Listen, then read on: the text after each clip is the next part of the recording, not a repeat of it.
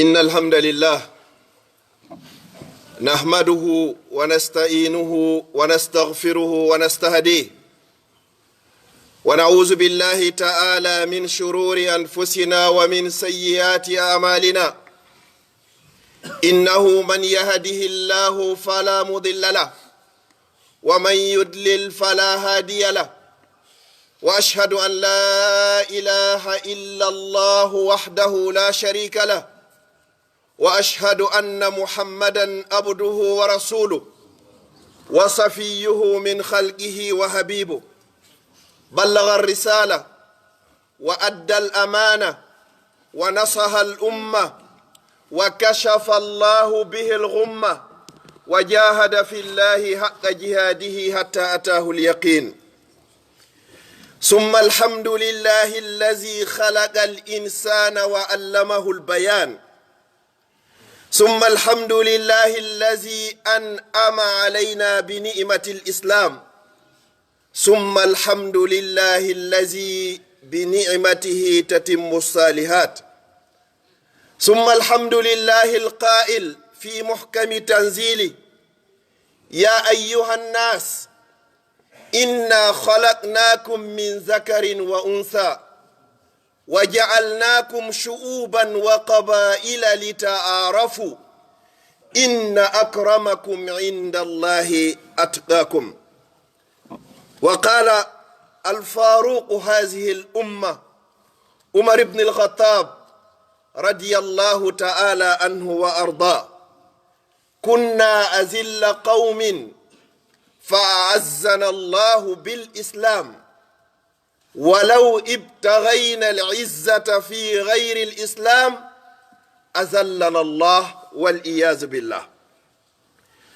قال عز وجل في الحديث القدسي ينادي عباده: يا عبادي من رضي بقضائي وصبر على بلائي وقنع على أعطائي وشكر نعمائي كتبته صديقا وبعثته يوم القيامة مع الصديقين.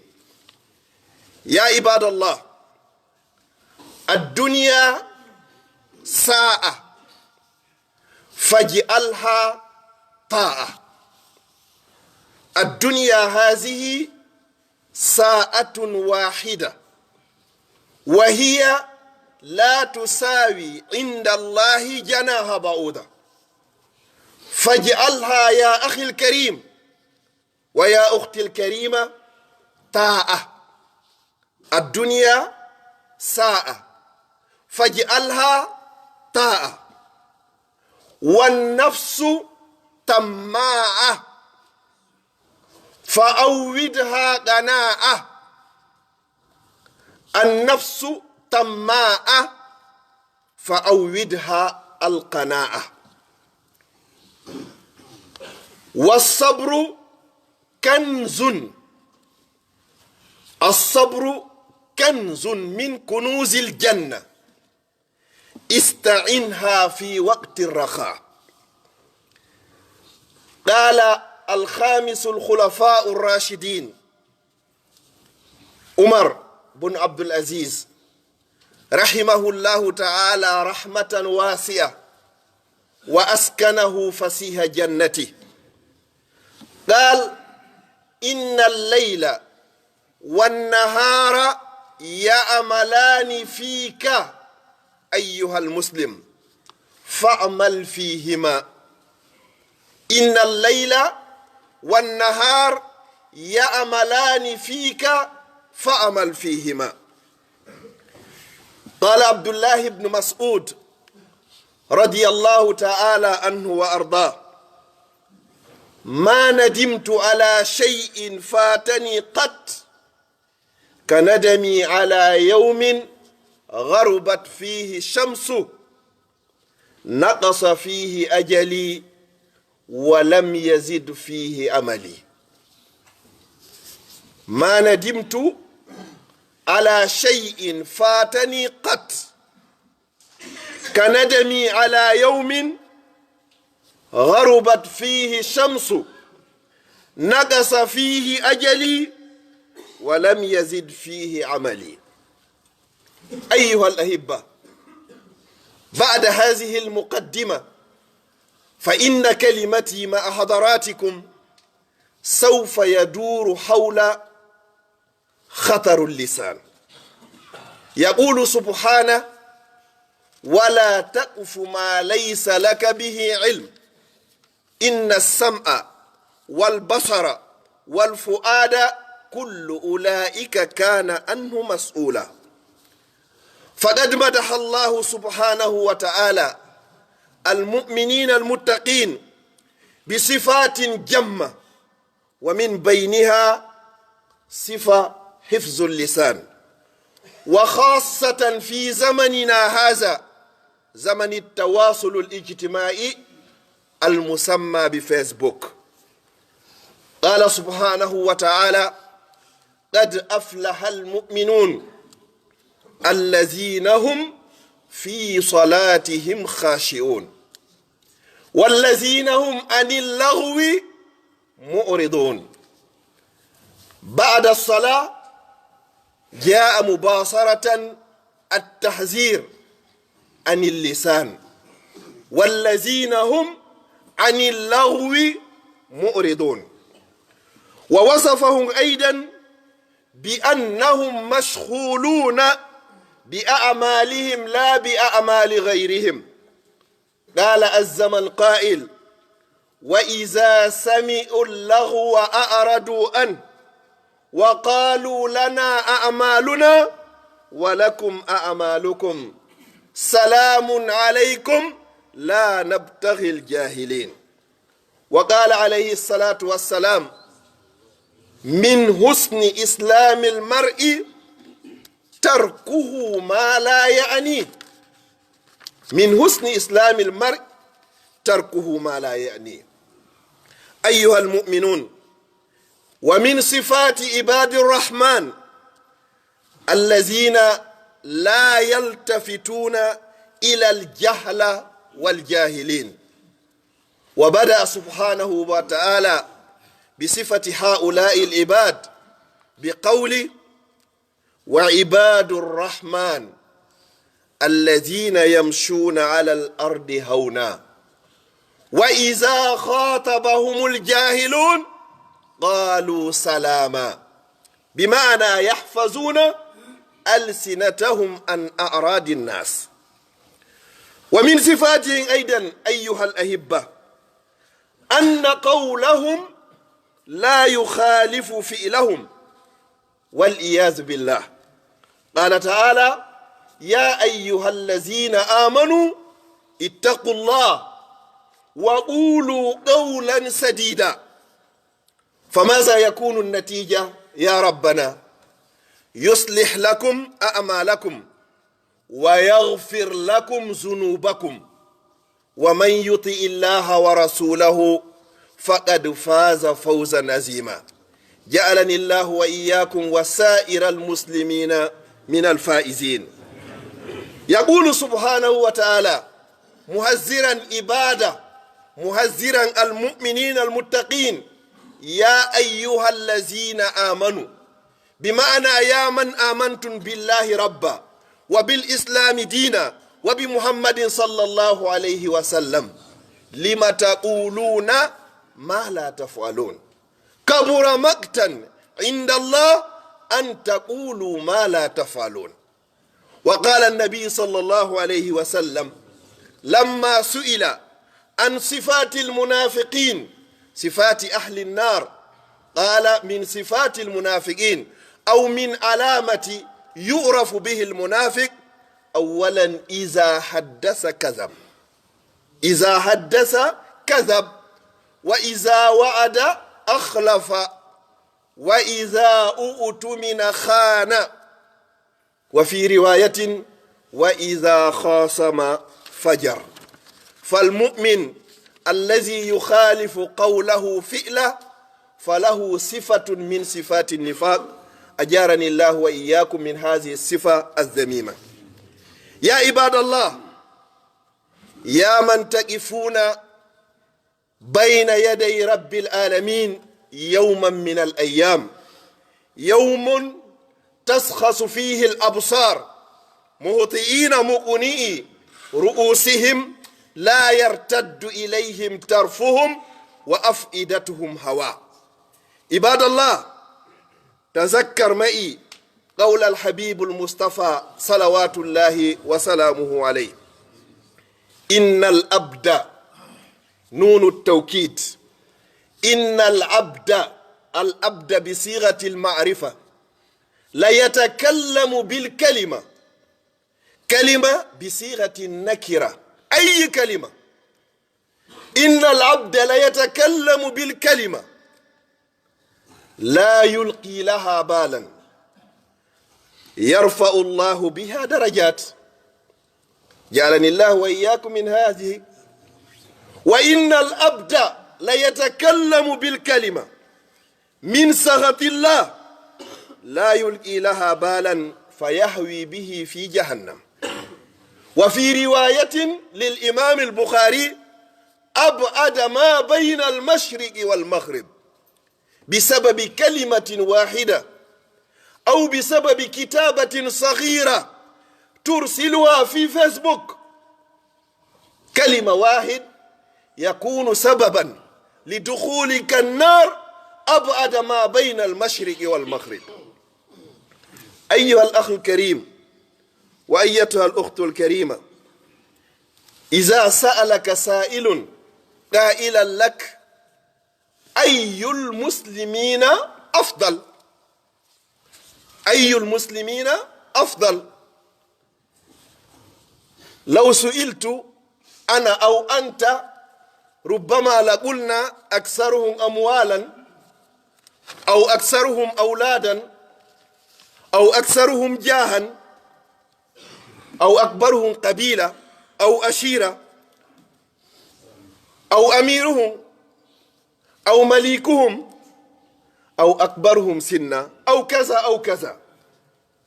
ولكن لما سئل النبي صلى الله عليه وسلم قائلين له الصحابة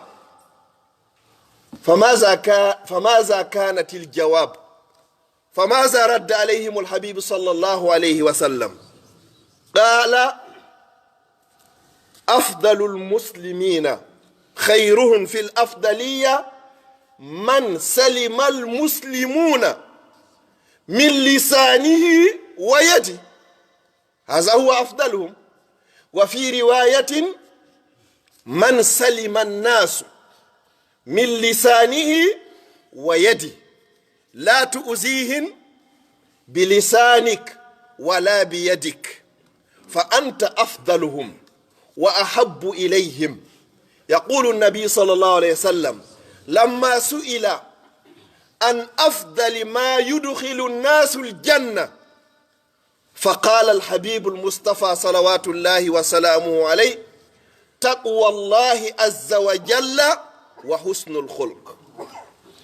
يا عباد الله، فإن حفظ اللسان سبب من أسباب دخول الجنة، سبب من أسباب دخول الجنة، كما قال الحبيب المصطفى صلوات الله وسلامه عليه في الحديث الذي يرويه لنا إمام البخاري رحمه الله في صحيحه قائلا: من يضمن لي ما بين لحييه وما بين فخذيه، وفي رواية: وما بين رجليه، أضمن له الجنة. أسأل الله سبحانه وتعالى أن يجعلني وإياكم من أهل الجنة. أقول قولي هذا وأستغفر الله لي ولكم فاستغفروه إنه هو الغفور الرحيم.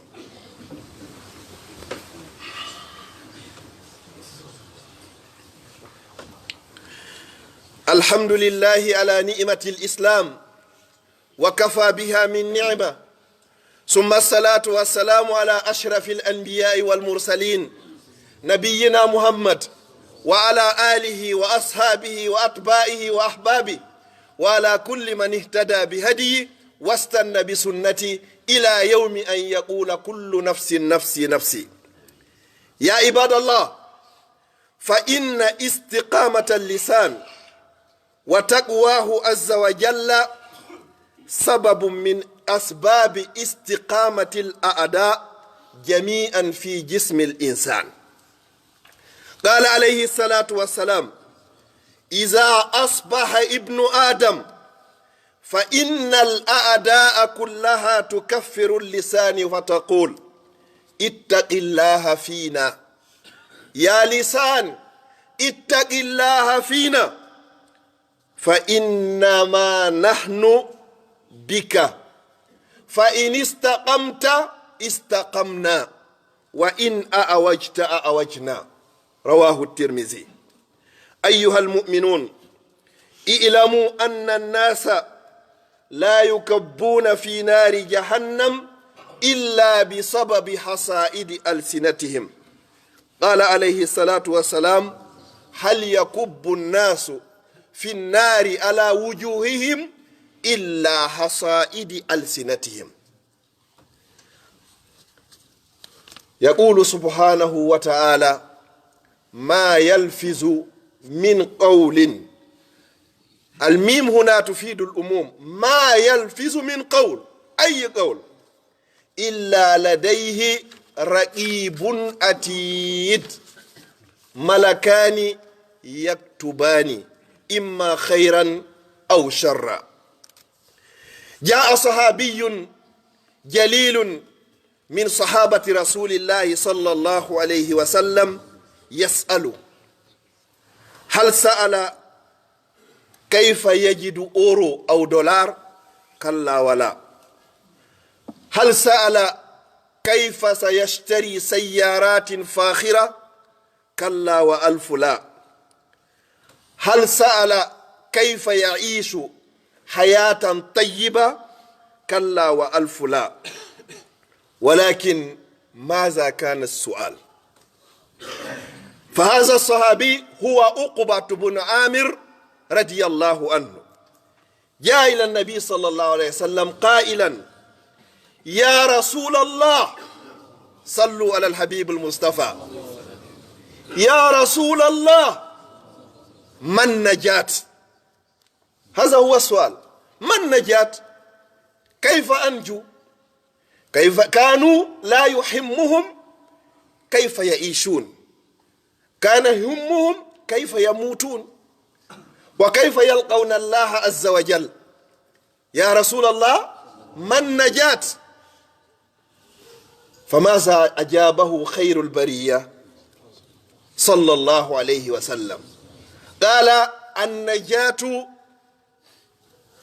في ثلاثة أشياء. أولا، أمسك عليك لسانك، هو السبب الأول للنجاة. أمسك عليك لسانك. قال: نعم. ثم ماذا؟ وليسعك بيتك، هو الثاني.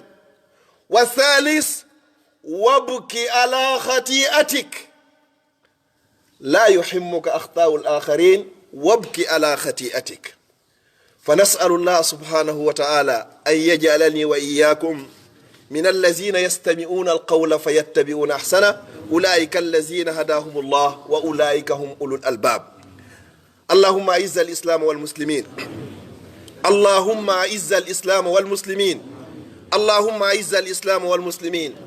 اللهم لا تفرق هذا الجمع إلا بذنب مغفور وسعي مشكور وعمل متقبل مبرور. اللهم اجعل جمعنا هذا جمعا مرحوما وتفرقنا من بعده تفرقا معصوما. اللهم لا تجعل فينا ولا معنا ولا من بيننا شقيا ولا مطرودا ولا محروما. اللهم فرج هم المهمومين ونفذ كرب المكروبين واقض الدين عن المدينين واشف مرضانا ومرضى المسلمين وارحم موتانا وجميع موتى المسلمين. اللهم إنا نسألك بأسمائك الحسنى وصفاتك الأولى أن لا تفرق هذا الجمع إلا بذنب مغفور، وأن ترزقنا بحسن الخاتمة. اللهم ارزقنا بحسن الخاتمة، اللهم ارزقنا بحسن الخاتمة. اللهم إنا نسألك إيمانا كاملا ويقينا صادقا ورزقا واسعا وقلبا خاشعا ولسانا ذاكرا وحلالا طيبا وتوبة نسوها وتوبة قبل الموت وراحة عند الموت ومغفرة ورحمة بعد الموت والعفو عند الحساب والفوز بالجنة والنجاة من النار برحمتك يا أرحم الراحمين. وصلى الله على نبينا محمد وعلى آله وصحبه وسلم تسليما كثيرا وآخر دعوانا أن الحمد لله رب العالمين. فما كان من توفيق فمن الله وحده وما كان من خطأ أو سهو أو زلل أو نسيان فمني ومن الشيطان والله ورسوله منه براء. وأعوذ بالله أن أذكركم وأنسى وأعوذ بالله أن أكون جسرا تأبرون به إلى الجنة وأؤذى في نار جهنم وأقم الصلاة.